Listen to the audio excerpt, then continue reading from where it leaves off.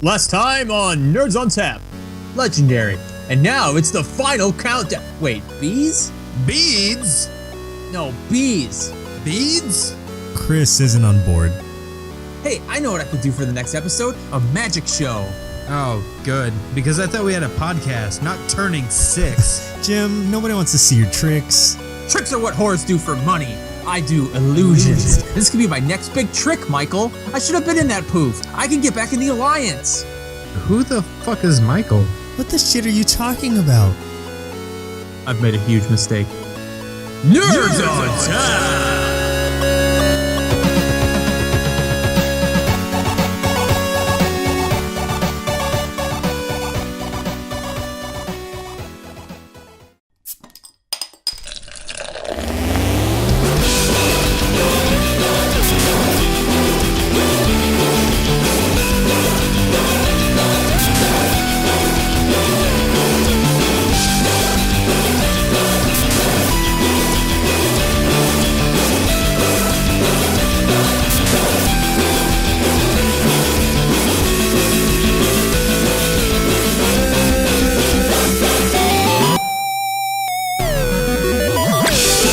Welcome to Nerds on Tap, Part B. This is typically the Nerdocalypse, and it still will be, but this one's going to be extra special, and we'll talk about that.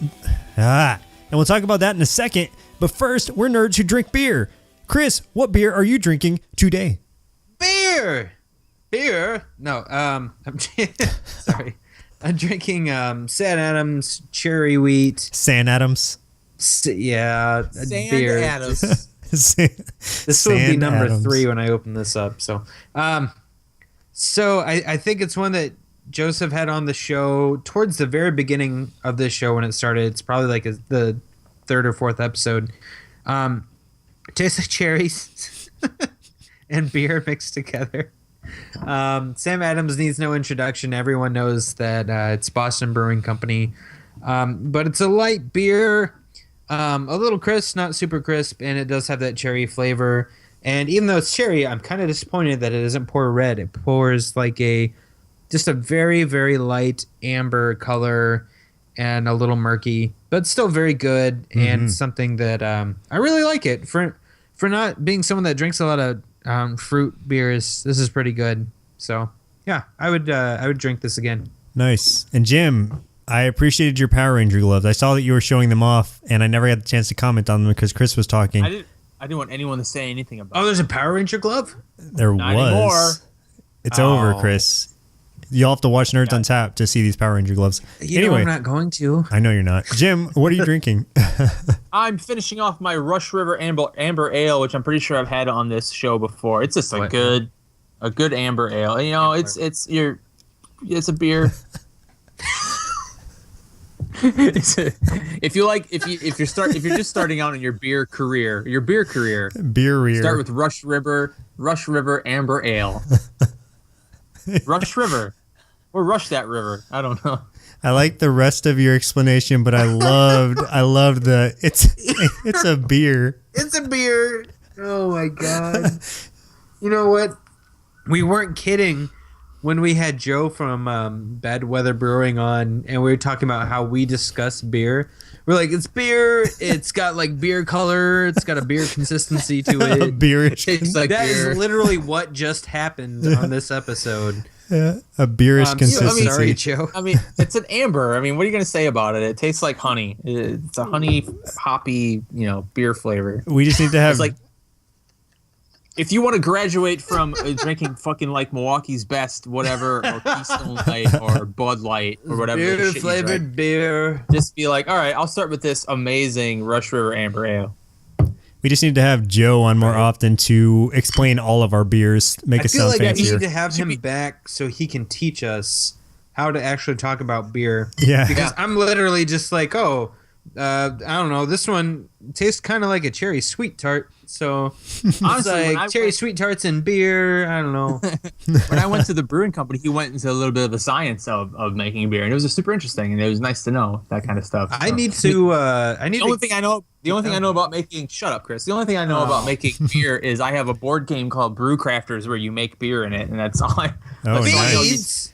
You take the brown cubes that are supposed to be malt or hops. No, the hops are green. The green cubes with the brown cubes and the yellow cubes, and you mix them together, and then you have beer. So I guess a lot of cubes. It's just wooden cubes, I guess. Nice. So you have wood. So that's how beer is made. Wooden cubes. Wood.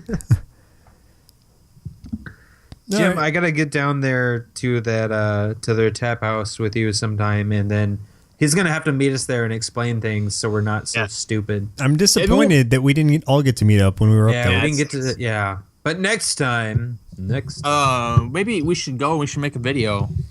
That'd be fun. Teach us about beer. We'll just bring a laptop with us and put Joseph on Skype and set him on the bar. Just walk me around. Be like when Mr. Rogers took you on a field trip, and they'd show you how hot dogs are made. Okay, you need to have hand puppets too. You have to have the King and King Friday. Was that his name? Yeah. Friday. Yeah. Oh yeah. I know that because he can show me around. What was the name of that cat that was just meow, meow, meow, meow, meow, like all the time and just obnoxious as fuck? But all those characters are in Daniel Tiger's Neighborhood now. If you have kids, you know what I'm talking about. What the hell is that? Never heard of him. There's a animated show that takes place in that land of make believe called Daniel Tiger's Neighborhood, and it's a Mr. Rogers Foundation funded and produced kids show. Well, and there's King Friday's there and Prince Wednesday and the trolley and all that shit. But they're animated? Yeah, it's an animated show, and it's Daniel Striped Tiger and Katarina. I mean, Joseph, what are you drinking this episode? Boots the Owl, Miss Elena. I'm still trying to get through this black box Merlot because this thing is so strong. I'm almost done. This is how much I have left. I'll finish it this episode, but I can feel myself slurring. I should make it through the episode, though. I still feel conscious, but I can feel myself. I'm slipping. You should be able to feel conscious. Yeah. Right. I feel consciousness. Okay. It tastes like wine. It's got a wine consistency. Yeah, just like last episode, since it's the same thing. It's got a very berry upfront taste, but it's a smooth finish. Unlike a lot of wines, it just hits you really hard. This one goes down smooth and it's delicious. So I drink this again. Merlot. Question for you guys, really, really quick. We have drank a lot of beer in the past, forever. And this season, what is the best fall beer you guys have had so far? Like, I feel like, we're going to start transitioning into the winter beers real soon.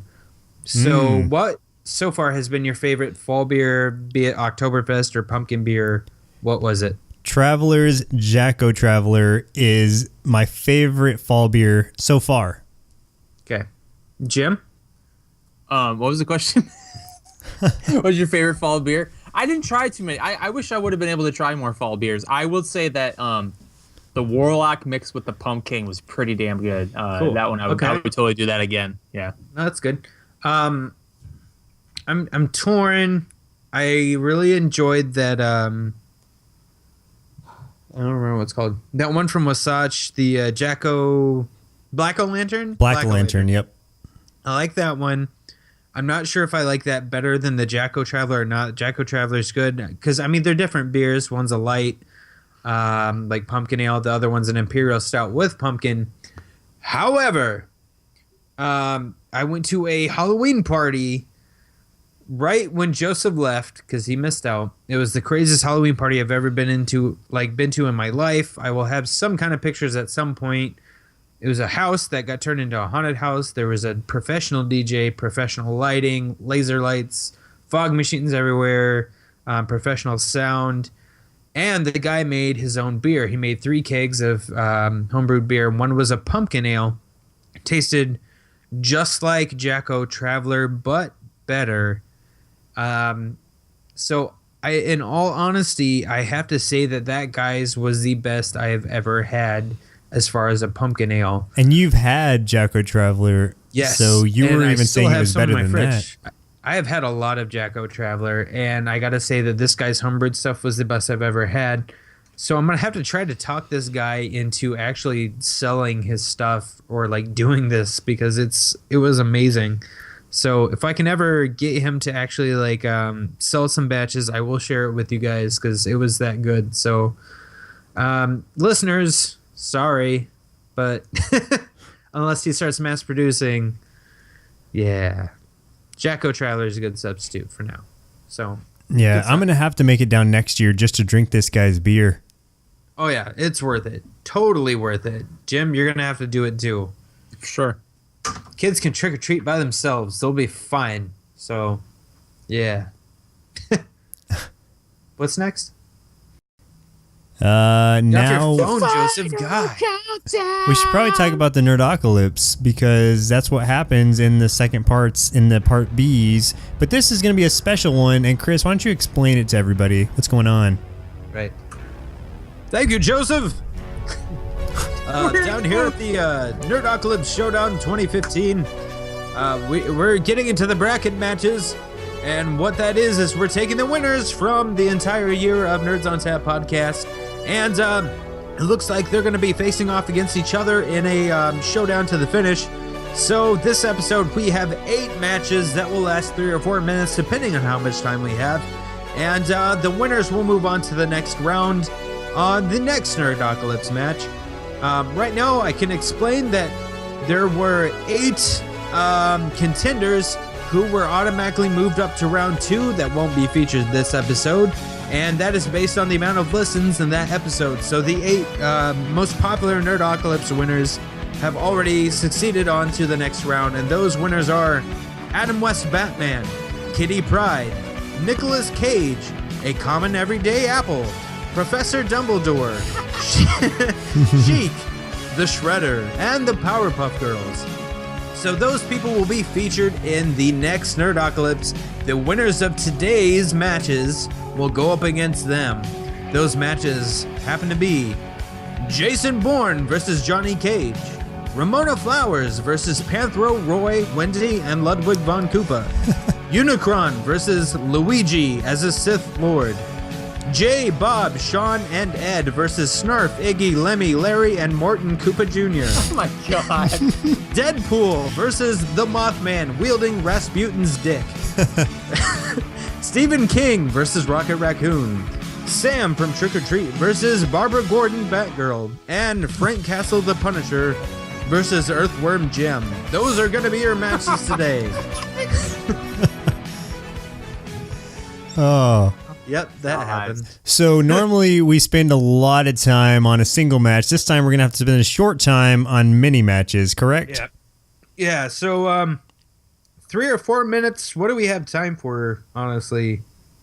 How many matches 3 minutes are there? will put us at 24. 4 minutes will put us at 32. Let's just play it. Let's get as many as we can. Yeah. Say what?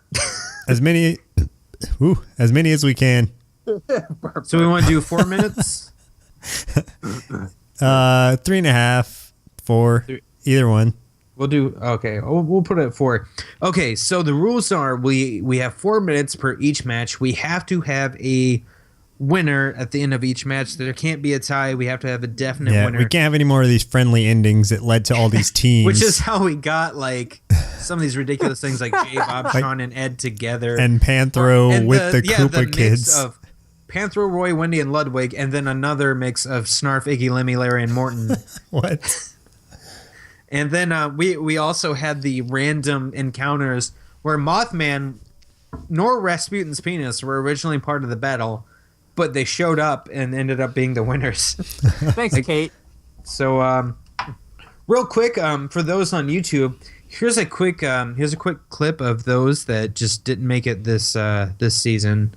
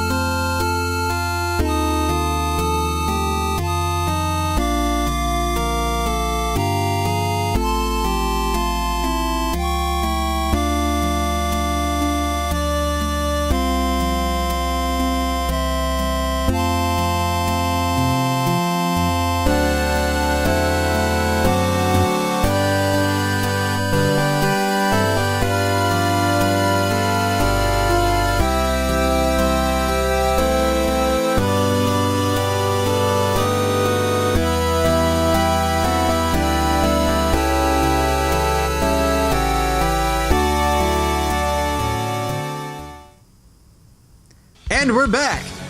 You'll always be remembered. You'll be remembered in our hearts and in our, well, you know, when we're sober, you'll be remembered. Right now, I don't remember who any of them were. None of you. No, absolutely not. Okay. So at the end of the 4 minutes, if we don't have a clear winner, we have to pick one and it'll go down to a vote. There's 3 of us, so there can't be a tie. Unless we're that drunk where we can't figure out how to count.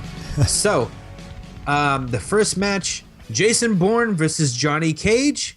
That's a good match. Shit. Yes. So, how do we want to handle this? Do we all 3 want to just chime in, or do we want to pick? Let's just go through. Who cares how they met? Let's just get let's just chime in.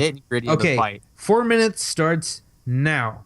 Honestly, that is going to be a good damn fight. I mean, they're both all hand-to-hand combat, but I think the edge might go to Johnny Cage because he does have some like mystical type, moves. With shadow kick he has the shadow kick. He has those things. He's not afraid to punch somebody's nuts, and I don't think Jason Bourne wears a cup, so that's going to go against him. Yeah. Wow. Yeah. The only thing that I have thrown there is that Jason Bourne, he doesn't have a power. He doesn't have anything mystical about him like Johnny Cage, but he does have the knack he can kind of adapt to every situation he's in, which is basically how he won the first match, which was against another person from Mortal Kombat. It was against Scorpion. So if he can beat a demon like Scorpion, what would be keeping him from beating another human, albeit a really good fighting, somewhat mystical, powered human in a way, like Johnny Cage. And I think because Johnny Cage is an arrogant scumbag, I think Jason Bourne would be able to find a way to make that work against him in some way, like make him see. Like, you know what? I almost feel like Jason Bourne would make Johnny Cage think that he has the upper hand, and then use that to his advantage because he would take the opportunity to spit in his face. You know what I mean? Like Johnny Cage would take the opportunity, thinking his upper hand, to then flaunt it, and then Jason Bourne would leave an opening, and that opening Jason Bourne would take advantage of completely. Yeah, I think that makes sense. Yeah, Johnny Cage is very cocky. We know that once he gets an upper hand, there is a very good chance that he's going to gloat. Yeah. And Jason Bourne is all about deception, about throwing his opponent off, about getting the upper hand when you don't expect it, adapting to a situation. I think Jason Bourne... my vote is that I think Jason Bourne would be able to take Johnny Cage if it came down to it. Mm-hmm. I vote that also. I agree. Yep. All right. So we're going to call that the match. We're going to say Jason Bourne has won against Johnny Cage. Sorry, I'm literally writing this down and spelling it all wrong because I'm Jason Matt Damon. B-U-R-N. Okay, Jason Bourne. For those listening, Jason Bourne, next Nerdocalypse, will continue on to faced? That's not a word. Bees? Continue on to bees. What the shit are you talking about? Joseph's not on board. We'll go on to face Adam West, Batman. Oh my goodness. In the next, So next time, Jason Bourne, Adam West, Batman, Johnny Cage, you're done. You're done, buddy. He's out. Let's move on to our next match, which is Ramona Flowers versus Panthro, Roy, Wendy, and Ludwig von Koopa. Panthro not being a Koopa, just being with the Koopas. Right. But Panthro would be the de facto leader. Yes, Panthro would probably be leading the kids. Yeah. Mm-hmm. Because those kids need guidance. Now, here's the thing. Okay. So the Koopa kids that are with Panthro are kind of the top tier Koopa kids because Roy is kind of the biggest, like, most attitude kind of bruiser of the Koopa kids.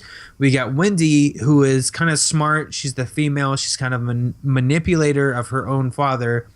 And we have Ludwig, who is probably the smartest of all of the Koopas. Kind of a genius in his own Koopa way. So that's a lot of smarts and power, especially aligned with Panthro on this team's side. Now, how would Ramona Flowers, someone by herself, but with a magic hammer, with the experience of 7 evil exes, 8 if you count the raptor that she defeated in the episode that she was in, and she has her purse that she can pull like anything out of. So what do you guys see going on there? Here's what I think could happen in Ramona's defense is the Koopas are susceptible to, really all the Mario enemies are susceptible to Mario jumping on their heads. Ramona has a giant hammer.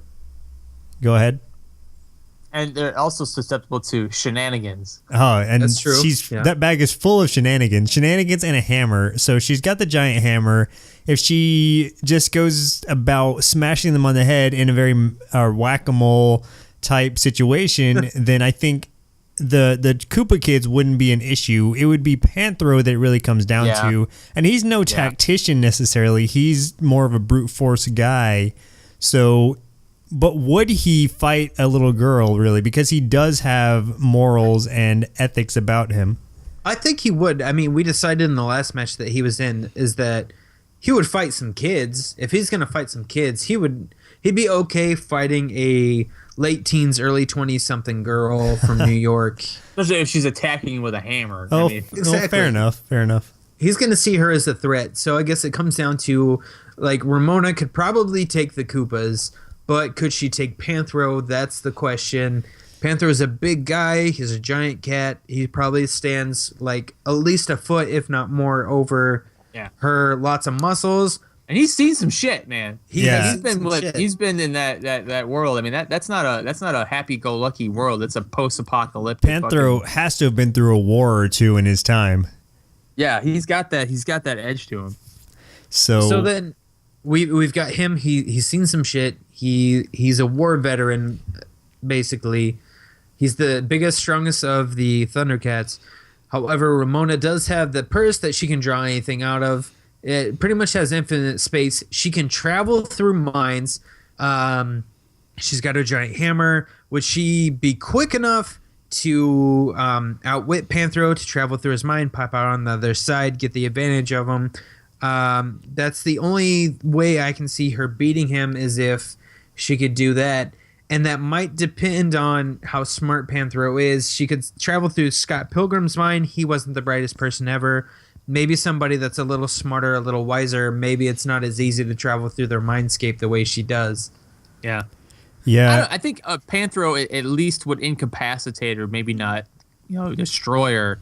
And I feel like then Ramona would take that opportunity to retreat and like escape. And I think that if she escaped after he incapacitated her, that's still a win for Panthro. You know what I mean? Right, because she's fled the battleground, and there's got to be some kind of limit to it.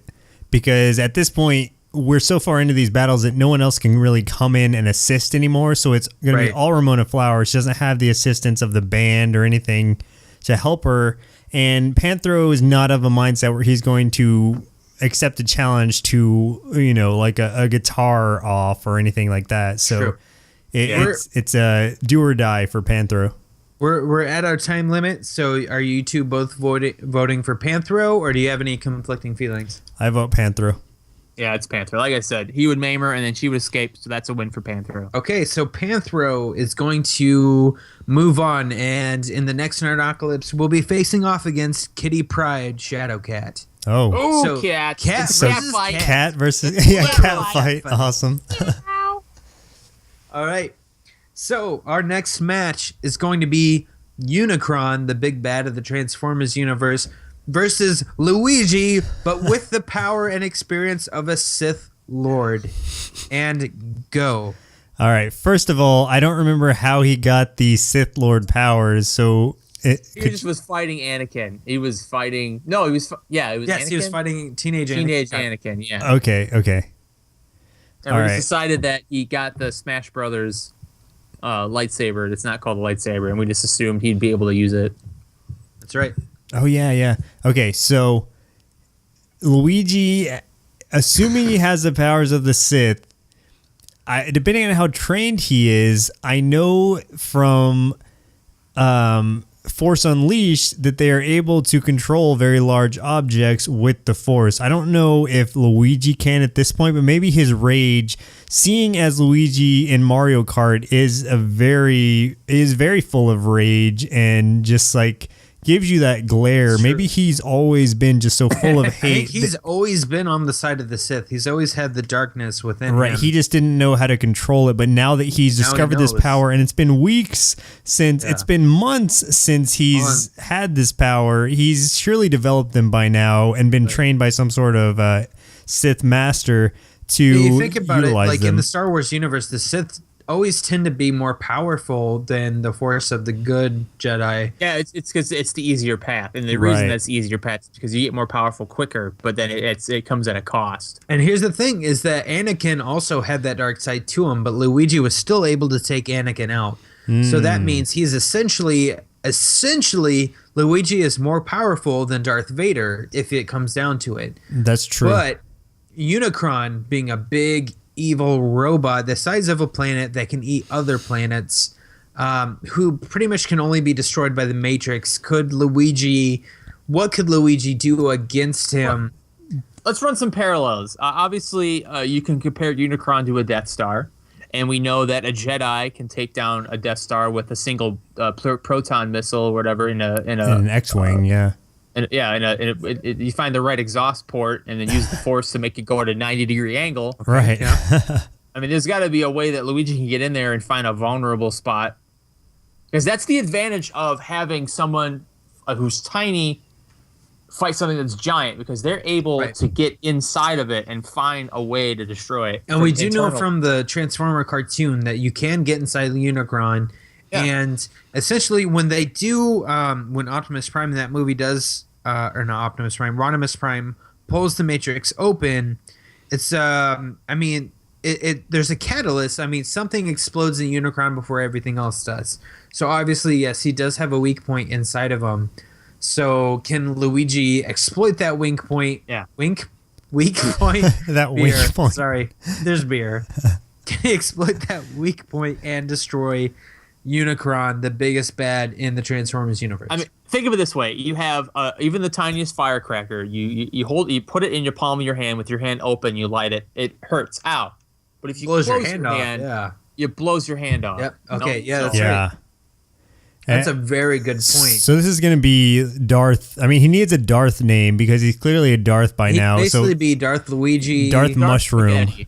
Darth something. Yeah. What'd you say? Darth Spaghetti. I just want spaghetti. They got spaghetti. I want spaghetti. If they got spaghetti, I want spaghetti. Please see last episode. Yeah, if anyone's confused, listen to the last episode. Spaghetti lady. Okay, we have 15 seconds left. What's everybody's vote for this match? I'm thinking Luigi's got this. Jim. Yeah, Luigi. I vote Luigi as well. It's unanimous. Luigi is the winner with 5 seconds left on the clock.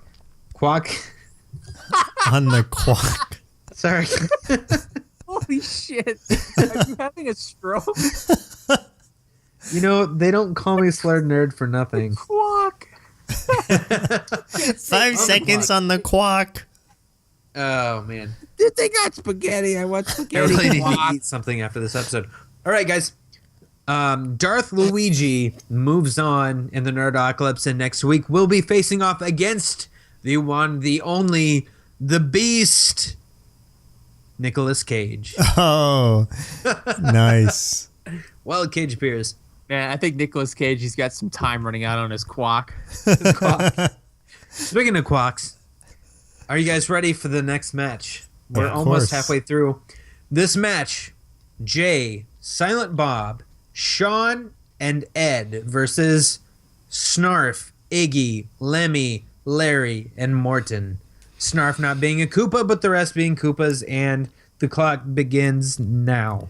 All right, so these are the dumbest and most erratic Koopas, along with Snarf as a potential leader. That was the worst. This is the worst team setup ever in the history of ever. Okay, but consider who they're up against. They're against Jay, Silent Bob, Stoners. Sean, and Ed, who are also dumb as rocks stoners. Okay. So, I mean, essentially, we have just a bunch of idiots versus a bunch of idiots. Yeah. So gets You know the who upper would win? hand? You know who would win this match? Frito-Lay, because they're gonna get the munchies hardcore. Frito-Lay and Hostess are gonna win this match because I wish we could do that, but we can't. Off that argument. So Jay, Silent Bob, Sean, and Ed, they have Frito-Lay and Hostess available in their universe, while Snarf, Iggy, Lemmy, Larry, and Morton don't have a Frito-Lay, don't have a Hostess. They have Would mushrooms. that distract the others to let Snarf, Iggy, Lemmy, Larry, and Morton get the upper hand? There is, I can see your point in that, and I would say yes. I don't know what sort of snack foods there are in the Mario universe or Mushrooms? the Thundercats. Yeah, aside from mushrooms, which would make them even more powerful. Yo. Hold on. In the Mushroom Kingdom, they have Yoshi's cookies. Oh, you're right. You know they're going to be snacking on Yoshi's cookies. And you attack a cake in Mario RPG. So. Do Yoshi cookies give you any sort of power up, any sort of advantage? You run faster. Okay. You run faster or summon a Yoshi to fight with like, you. I can tell you from experience that Frito-Lays and Hostess give you no advantage. If anything, you run slower, so that's going to be an automatic disadvantage. Okay, so here is my argument. I don't know. I haven't seen everything that Jay and Silent Bob are in. I've seen some, haven't seen all the movies that they're involved in. But I love Shaun of the Dead. And if Sean and Ed can face off against a horde of zombies, even if Ed gets bitten and becomes a zombie himself, for the argument he could be Zombie Ed, we know that they can face off against a horde of zombies. So what's to stop them from... they killed so many zombies in that movie. Why wouldn't they be able to take out a bunch of little tiny turtles and a little snarf cat turtle creature? I don't know what the hell he's supposed to be. Well, but what would keep them from destroying them just as much as they destroyed the zombies? It depends, because zombies are completely mindless, whereas these guys are just idiots. They're not mindless; they're just dumb. So there's a possibility that the idiocy could counteract the other idiocies, and like you said, with the foods involved, the Frito-Lays and the Hostess are going to be clearly working against our Sean and Jay and Silent Bob parties, whereas there'd be Cornell ice cream too. Oh, of course. And then the Yoshi cookies and potentially cake or whatever, which would provide experience points after you fight it, would just be an advantage for the Koopa kids as well as Snarf. So let me throw this out there. So Jay, Bob, Sean, and Ed are definitely much larger than all the others. So, I mean, like, if Iggy and Lemmy stood on top of Snarf's shoulders... On tarp of?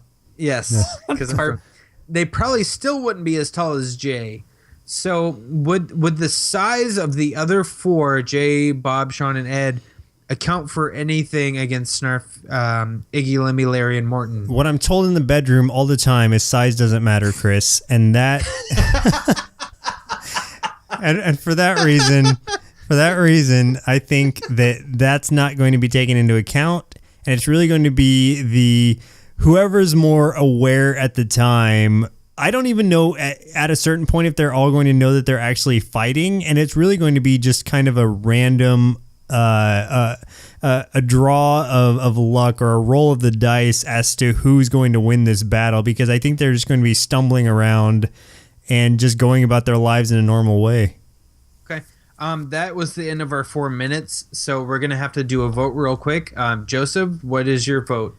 I'm going to vote Snarf and the Koopa kids. Jim, what's your vote? Oh, just because. So I'll say the other group. I'll say Jay, Silent Bob, and shit. So now you got to decide. Oh, Chris. You know what? As much as I feel like that Jay, Bob, Sean, and Ed would have a physical advantage, that they would have a experience because they fought zombies. Joseph made a super good argument that the snacks that they do have grant experience, where the snacks that Jay, Bob, Sean, and Ed would have just give you diabetes. Would probably take away from experience, possibly cause diabetes. Plus, they would probably be really high and not even realize what's going on. So I think I'm gonna have to side with Snarf's team, as much as it hurts me to say this. I All right, so who are they facing up against next week? I think, Snarf and his team win. As opposed to when Panthera's team, Panthera was the only one to really advance with that one. So this one, we got the whole crew. We got Snarf, Iggy, Lemmy, Larry, and Morton. Snarf's team. So, Snarf and Iggy Koopa, Lemmy Koopa, Larry Koopa, Morton Koopa, next Nerdocalypse, will be facing off against a common everyday apple. Nice. Stupid apple. Which, might give him some trouble. I could see it. It's true. Who did the apple beat in the first place? Jar Binks and Yoshi. Oh, it makes total sense. All right, this is the match that I've been looking forward to the most, and our listeners are probably looking forward to because it makes no sense and it's dumb, and actually makes sense for his comic. This match is Deadpool versus the Mothman wielding Rasputin's dick. And go.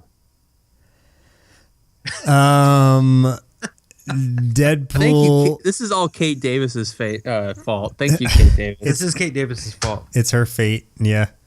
Because we had Voldemort versus Bigfoot, but instead, actually, it's technically Joseph's fault. She brought up the Mothman would swoop in and do something, but Joseph added Mothman would be wielding Rasputin's dick. Yeah, but she's the one talking about Rasputin's penis. That is a good point. Okay. She put it in my mind. Thanks a lot, Kate. And my butt. Better than putting it somewhere else. For ruining our match. We don't know what to do. Okay. Obviously, Deadpool is used to handling all kinds of weird shit. Right. Every comic that Deadpool is in is something really weird, something really fucked up. He usually comes out on top. However, Mothman was able to take down an entire bridge. I haven't seen Deadpool take down a bridge. Mothman took down a bridge. Plus, Mothman has the biggest dick in existence in his little paw, or whatever moths have, on his side that he could hit people with. And, I mean, if the thing is as big as Kate said it is, it could probably at least cause a concussion. At least internal bleeding. I feel like if Deadpool's getting hit by Rasputin's dick, he'd just be laughing hysterically the entire time. Yeah. What the fuck? Deadpool doesn't do concussions. Like Deadpool is essentially invincible. But I don't know that he's ever fought a penis, but even so, I still think that he would have the upper hand on this. Because this penis can't regenerate, whereas Deadpool easily can. Yeah, he just would shoot the shit out of everything, starting with the dick. I need to see somebody do fan art of Mothman wielding Rasputin's dick. That would be hilarious. Please, Anderson Council, since you did the last fan art with Deadpool involved, riding inside Kool-Aid Man, yes, I really want to see Deadpool fighting against Mothman with Rasputin's penis. Yeah, show us how that would work logistically. How I want to know the physics of it. I want to know everything. I need to see veins. I need to see all of the. It's gonna be hyper shaded. Rasputin's dick has been in a jar, so it's gotta be wet. Yeah. And Oh, it's basically pickled at this point, right? Pickled dick. Pickled dick. So it's basically pickled. So Rasputin's pickled dick versus Deadpool, wielded by Mothman. Oh my god. I still can't see the dick winning personally. I don't know what it could do to Deadpool that would defeat him at all. Yeah, I mean, Deadpool's gone up against all kinds of weird things. Probably nothing as weird as this. Deadpool's gone up against Thanos before. And if you read the last Deadpool vs. Thanos, you'll know the outcome of that match. So base your opinions on that. I don't want to spoil it, because as Jim would say, spoiler alert. Yeah, don't spoil it. Every episode. That's exactly how you say it. Spoiler alert. Please. Yeah. Deadpool won. I think Deadpool's got this. I think there's no way that he wouldn't have this. So it was a foolish idea of Mothman's to fight with the penis. That was just it was poor planning ahead of time. What was he thinking? I know. You know what though? I could totally see Deadpool whipping out some sort of giant, like, I don't know, like light, some sort of bug zapper, and like mounting it on a bridge. Oh, I thought you were gonna say like a giant, like in Saints Row 3. There's a giant, like it's basically a baseball bat that's also a giant dildo, and it's like it's like wrapping around. I just imagine him pulling one of those out. Like he pulls out he pulls out a giant condom and covers Rasputin's dick, and then Mothman flies into the bug zapper, and that's all she wrote. That would take him down. So that is the 4 minutes. Deadpool is the winner, and next Nerdocalypse. I can't even say our own word anymore. I've had a lot of beer, guys, and I haven't had a lot of food. I'm sorry. Deadpool, next Nerdocalypse, will be facing up against Professor Dumbledore. Oh. In another match that makes no sense. I hope he brings the penis with him. He might. I mean, he could always take it with him. Use it like a wand. Oh! Wand. Jim, yes. You nailed it. I'm writing it down. Pickled penis. Deadpool with the pickled penis of Rasputin. Yeah, that's going to happen. Where did you get that wand? That's going to be Deadpool's wand, because he's got to have a wand if he's going to face Dumbledore. Of course. Okay, guys, our next match, Stephen King, our most recent winner, versus Rocket Raccoon. And the reason that Rocket is in this match is because we had to take a couple losers from our loser bracket, and basically we had to reinsert them into this bracket for everything to work out evenly. So we have two of the losers that returned, and basically what we did was off the episode, off the air, Jim, Joseph, and I went through every single loser we had. And we basically did this entire thing amongst ourselves over several days, and decided that the losers that would return were Rocket Raccoon and Barbara Gordon. Those were the winners. The next closest person was The Thing, but Rocket and Barbara Gordon beat out The Thing, Ben Grimm. So Rocket versus Stephen King. Go. Stephen King is no longer possessed by Pazuzu, correct? He is no longer possessed by Pazuzu. He's all by himself. However, Stephen King is great at devising horrible things to kill people. So would he have an advantage over killing anyone because he has such a creative mind about murdering people? But having a creative mind about it and actually executing it is two different things. And Rocket would, if he had the reason, he would take no second thought and just blow him away. Yeah, and also Stephen King he can devise plans about taking out humans, but has he ever in any of his movies or books taken out a raccoon? And I think that's really the core of it. But he has had demonic dogs. He's had demons. He's had Pet Cemetery, and he's had evil cats. He's had aliens, etc. He's had all kinds of weird stuff. But never a raccoon. Cars that kill you. He had cars that could kill people. Right, Green Goblin trucks even, but exactly. Never a raccoon. That's a good point. But here's the thing. So cars run over raccoons every day. I've accidentally run over a raccoon, mostly accidentally. And if he can devise a demonic car, I mean, imagine the things that a car possessed by something could run over besides raccoons. It could easily run over a raccoon wielding some sort of weapon. So you're thinking Stephen King can make roadkill of Rocket Raccoon via demonic car? I think he has the capacity, but how if Rocket saw a demonic possessed car named Christine for some reason racing at him, what would Rocket do? Shoot it. Probably shoot it. Yeah, that's a good point. What kind of gun would he have? Would he just build a gun out of whatever's happens to be on the road? Does he have his giant cannon with him, like the usual gun? Well, if you look at the movie, he didn't really have a weapon with him at all times. He tended to build weapons out of whatever he had handy. So if Rocket had just some, maybe there was a car wreck there in the past, he's got some scrap parts. Would he be able to assemble a gun to take out a car speeding at him that coincidentally Stephen King is inside of?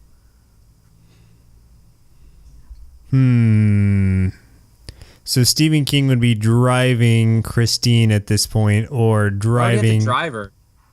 I guess he wouldn't have to, but I feel like mentally Stephen King he's controls. He's a writer. We're talking about so he can like manifest his ideas. Like, basically, that's what he does. That's what his career is. He manifests these ideas in his head. He turns them into horror novels, which unfortunately get made into movies. So he's basically manifesting his ideas as physical things. So, but how would Rocket contend? How does he have the power to do that, though? Did we establish that he can manifest these powers into physical things last episode? We never established shit about anything. We never established anything. Okay. Yeah, I just don't think that Stephen King, even though he's an amazing writer, I think it would still take time to develop those things. I don't think he can just materialize these things out of midair. Yeah, and without the possession of...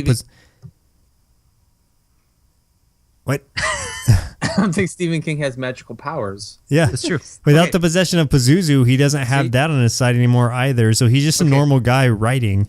I will give you this. I hate Stephen King, so I'm totally fine with Hey, this. now, I don't hate Stephen King. I don't like Stephen King. I really don't. Huh. I don't like his stuff. I hate it Under the Dome. Sorry, guys. I don't like it. We're up on our 4 minutes. I want everyone to give their Rocket for me. But I don't hate Stephen King. I just don't think he has the advantage this match. He can't beat a raccoon. You're right. Not a raccoon with a gun. So, all right. For those listening, our next Nerdocalypse will feature Rocket versus Sheik, a.k.a. Princess Zelda. Yes. Our next match, this is the final 2 of this episode. Our next match is Sam from Trick or Treat versus Barbara Gordon's Batgirl. Go. Barbara Gordon's Batgirl is a tactician. She also has a didactic memory to where she doesn't forget things. Everything she encounters, she retains in her memory. Sam is a force of nature, essentially. He is a spirit of Halloween. I don't know that Batgirl has the capacity to fight a force of nature. She can't fight a season necessarily, I don't think, with just her memory and some fighting skills.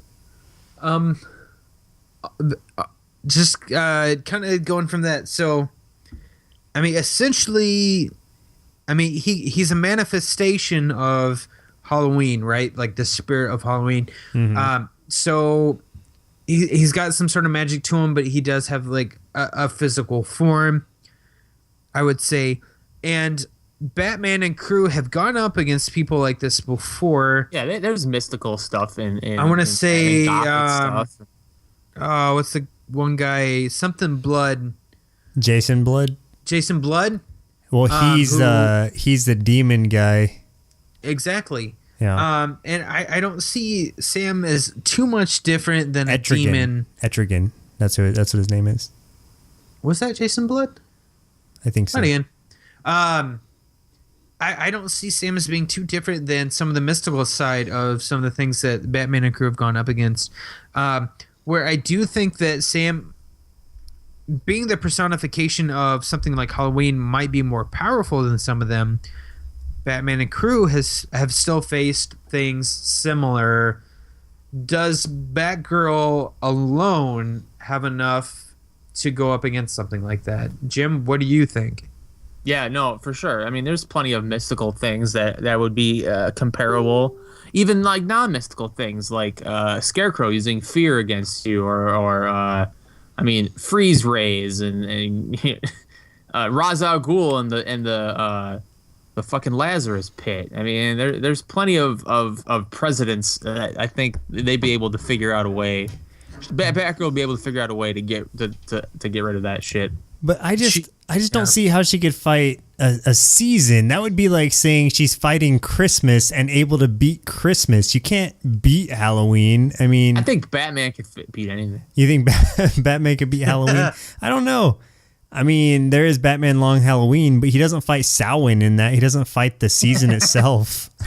Well, so here's the thing about Sam, is that Sam is, for everything that we've seen, Sam is a physical thing.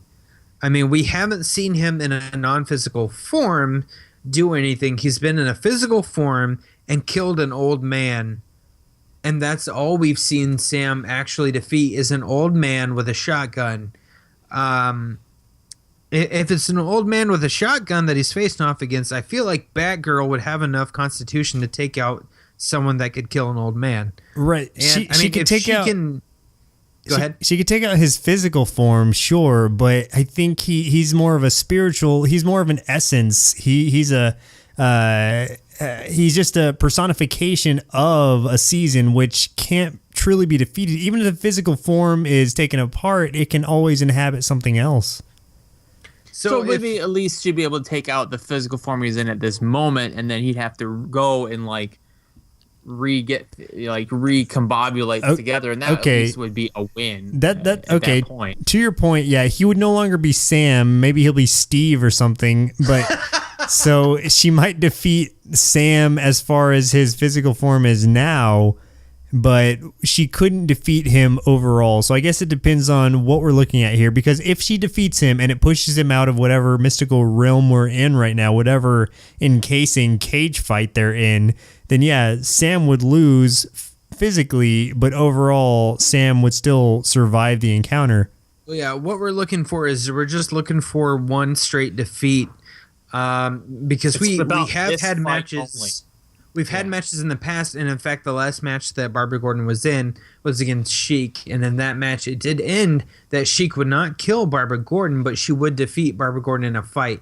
So this is what we're looking for: is who would win in single combat, just one fight, Sam versus Barbara Gordon. If we've all agreed that Barbara Gordon could potentially beat Sam in his physical form in this one fight, then personally, I would have to say that I think that Barbara Gordon would win. Okay. Yep. That's fair. I can agree to that, because in a sumo match, yeah, Sam would lose, but he's still going to be around. He just lost the match. Yeah, I would agree with that. And that is the end of our 4 minutes. So if we can just take a really quick vote around the podcast here. I voted Barbara Gordon. Joseph? I have to vote. Even though I love Sam, I think Barbara Gordon would win in physical combat. Okay. And then cool. Jim. Yep. Barbara Gordon. Barbara Gordon, the next Nerdocalypse. God damn it. The next Nerdocalypse. The Nerdocalypse. We'll be facing off against the Shredder. Oh, nice. Which will be a great one. I'm looking forward to that one. Our last battle of the night is going to be a really interesting one. This is going to be the Punisher, Frank Castle, up against Earthworm Jim. And set the clock. Go. Why? What would the... Okay, so... Did Earthworm Jim kill anyone's family? What did... Yeah, I mean, like, the Punisher's not going to fight him unless he has a reason. Yeah, unless provoked, right. Well, here's the thing. So Earthworm Jim is known for just kind of going apeshit with this gun. Any situation he gets into, he just literally pulls his gun out and is shooting everywhere. Okay. I mean, of course, somebody at some point is going to get caught in that crossfire. So it is very possible that Earthworm Jim did kill some kind of innocent by accident and probably doesn't even know. Well, maybe Frank Castle came in on Earthworm Jim taking out Evil the Cat, or the evil crow guy, whatever his name is. Psychro. Yeah. And maybe he saw those things and he thought it was animal abuse of some sort. And so he's standing up for the rights of the animals who were taken out by Earthworm Jim. Exactly. So you're talking about the Punisher in space? That seems weird. Punisher in space. You know, I feel like they could be either place. I mean, we've jumped the shark on like an Earthish kind of place. The Punisher. It wouldn't be weird for Marvel to send him into space for any reason. And here's the thing: is that they're both super trigger happy individuals. That's true. They both love their guns. It'd just be blah. It would just be bullets flying everywhere. So how would either of them get the advantage? Who would shoot who first? How would it happen? Here's the thing. Earthworm Jim is not a trained killer. Earthworm Jim, he likes his guns because he likes guns that just is a burst, shoot everything, and Castle would let him be like an idiot and then take his time to take aim because we're talking about Frank fucking Castle. Right, a trained killer. Right, Yeah. and to go off that point too is that Earthworm Jim only has the powers and the abilities that he has because he has that suit. If that suit were damaged or put out of commission, he would essentially just be a worm. He would just be a big old worm. The soil heated crawl. He'd go right back into the soil. He would go into the soil unless it was raining. Earthworm Jim is lucky that his rogues gallery are all idiots because they're like the most ridiculous cast of characters where they're not a challenge to anyone else but him because he sucks. Right, one of them is a giant booger. Yeah, I love Earthworm Jim, but like, yeah, his whole universe is ridiculous. It's true. Yeah, Frank Castle has seen some shit that Earthworm Jim will never see. So he's been faced up against adversaries who were out to kill him. Here's the other thing. If this was a regular Nerdocalypse, I would say Peter Puppy steps in and starts beating some shit. But because this is a one-on-one thing, then there's no Peter Puppy. There's no backup. Right. So it's gonna be really hard to side with Earthworm Jim on this one versus Frank Castle. I was gonna say, as cool as he is, I don't think Earthworm Jim has the chance. Especially if it is raining, Earthworm Jim's gonna get distracted because like worms love rain, and if there's any garage doors close, I mean they're gonna get smashed when that garage door comes down. I'm pretty sure they don't love rain. I'm pretty sure that forces them out of their homes, and so maybe. But like every time it rains and the garage door comes down, it smashes them, and then they just dry up on your garage floor, and eventually he'll get sweeped out. Once it's like springtime. So what Frank Castle would probably do, because he's not opposed to torturing his victims, is take the suit out entirely and leave Earthworm Jim there to dry out and just die. Okay, that sounds like something he would do, is just pull him out of his suit, leave him to dry in the sun. Right. Yep. I think so. You get a magnifying glass, be like, fuck you. Oh, yeah. That sounds like something he would do. Yeah. Okay, it sounds pretty unanimous. It sounds like Frank Castle, the Punisher, is the winner of this match. And the next Nerdocalypse, it will be the Punisher versus the Powerpuff Girls. Oh, nice. So, just for our listeners, just because I really want you guys to tell us who you think is going to win in the next round. So I'm going to real quick, just recap and read off what the next matches will be. Jason Bourne versus Adam West's Batman. Panthro from the Thundercats versus Kitty Pryde. Darth Luigi versus Nicolas Cage.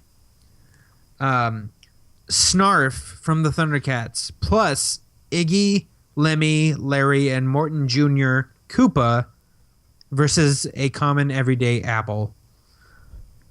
Deadpool wielding Rasputin's dick, his pickled dick, versus Professor Dumbledore of the Harry Potter universe.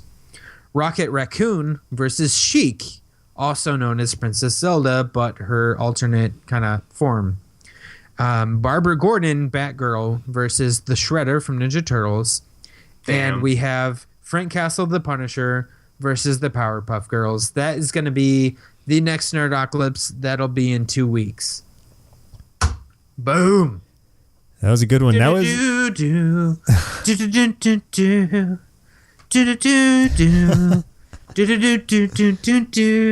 Yeah. Don't sue us. Please don't sue. We'll see if YouTube let's just use this song. If not, we'll just have Chris singing it the whole time. Yeah. If YouTube won't let us use it, then we'll just kind of sing it ourselves. Oh, yeah. Yeah. Well, that was good. I think we got some decisive answers There weren't really a lot that we were too unsure of, and it's going to be a good week next week. It's going to be crazy. I think it will be. Yeah, it was pretty interesting. So the next Nerdocalypse will execute a lot like this one. It'll be 8 matches in quick succession, 4-minute matches, just like this time. And we'll see if we'll see how we do with this one. It's gonna be weird. So as we narrow it down, the matches will get a little bit longer. So we'll have a little bit more time to deliberate. So the very, very last Nerdocalypse of the season will feature 3 matches where we will determine the final 2, and then those 2 going against each other to the final winner. So that will be our last match of the year before we start the new year. Yeah, then we'll get to determine the champion of the Nerdocalypse for 2015. I feel like we got to do something really special for whoever the champion is. I don't know what it'll be, but we'll have to do something special to just for them. So yeah, we'll some see. kind of memorial. Yeah, something. All right. Well, this has been Nerds on Tap. I think. Yeah. Part B. Yes. We drank a lot this episode. I have so much wine in me. This was the first episode that all 3 of us were just gone. But I think we did well, though. We still did well, considering. I don't think I'm even speaking English at this point. So you're speaking. Oh, God. I'm Jim. And I'm Chris. I'm Joseph. And drink like a nerd. Cheers, guys. Cheers. Cheers. Sorry about my language. Language that my English in particular. Lack of. Yep. All right. Bye.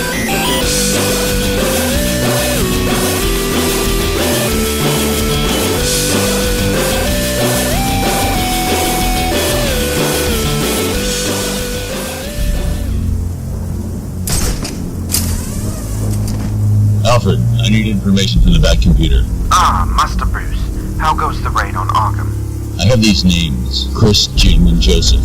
They call themselves Nerds on Tap. It says here, sir, that they can be found on Twitter at nerds_on_tap and on Facebook and iTunes. They even have a YouTube channel with all their episodes as well as other content. I'm watching it right now. It's nerdy, but quite good, sir. These 3 need to be brought to justice. I will rid Gotham of their nerdiness. I am vengeance. I am the night. I am the Batman.